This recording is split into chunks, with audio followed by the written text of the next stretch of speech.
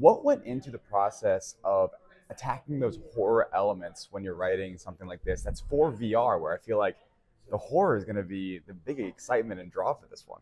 Sure. Well, I mean, that is correct. Anything could happen at any time, right? And so when you're writing important lines of dialogue, you have to worry about, are we going to be conveying the story? And then it's like, oops, sorry, hold on, I'm being attacked by xenomorphs, you know? Right. And so the story is approached in a minimalist style that I think fans will be very used to, fans of my books as well as fans of the movies. Yeah. People will be really used to that sort of like really sparse dialogue, because you want to be quiet. If you're being hunted by aliens, the best move is to be quiet. Right. So yeah. So talk a little bit about the story itself. Like, what are kind of the overarching themes, characters, anything Sure. you want to kind of tell the fans? Sure. Well, the thing that really drew me to it was the deep relationship between Zula Hendricks and Davis Wine. Yeah.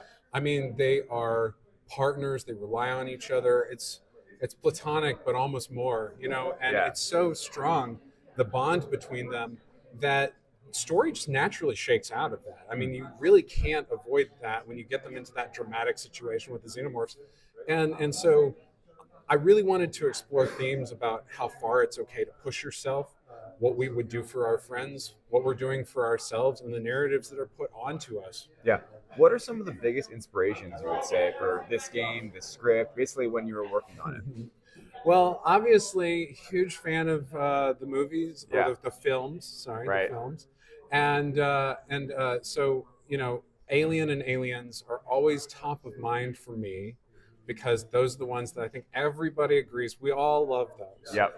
And so I would say that was sort of, that was the feel, that was the vibe that I was always trying to go for, and I think that that's also where you see the used future as strongly as it can possibly be. So Zula, she was in the comic books, now being brought to life. Kind of tell me about the prep leading into that, and kind of like what it took to really like dive into this character, focus on that background, and kind of bring them into this game.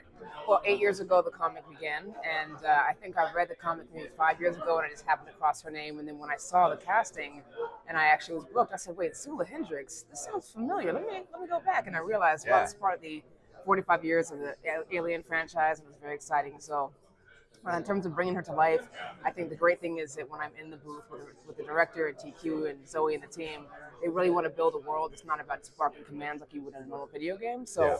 we're really building a world. We're giving her care and the love that she deserves, because she's an empathetic but also resilient character, and it's really great fun. Yeah, obviously a big part of this game is that it's VR, you know, and I Yes. think with bringing this franchise into VR, like so many fans are excited because it could be really scary, right? Like there could be these moments where it's like, whoa, you know, you get caught off surprise. So what was kind of your experience with working with VR, you know, as an actual, you know, voice actress? Like how did that kind of process go, and was it any different than your previous ones? I would say the intention is not any different, because again, you're just trying to bring the words off the page and to the screen. In this case, the screen is a personal screen, right? So, but I am aware of VR. I've helped develop VR projects in the past, so I am aware of how the sensory situation can be more intense. Yeah. So I think it's more on the developer side and the creative side of it, not making sure that there's not too many jump scares that scare people, because you will be scared out of your skin Right. in a horror / sci-fi effort. So I think my efforts weren't any different, but it's more on the technologist and the creative side to make things a little bit more palatable palatable Sure. for the end user. Awesome. So for fans that are really excited, they're going to go out and buy it, like what do you think they should be most looking forward to? What could maybe surprise them about this game? Can I say it? Sure. I don't know what I can say, what I can't say. Say anything. I think the cool thing is that we've never seen this character in anything other than paper. We've never seen her. We've just seen her in comics and in books and a graphic novel. So to see a new character who's got a backstory that's about resilience. I mean, she's fighting several battles. She's fighting battles against xenomorphs. She's fighting battles against corporate greed. She's fighting internal battles, her own personal demon, but also she's fighting chronic pain. And so this is something that a lot of people can relate to. So it's Yeah. a character that's more fully formed.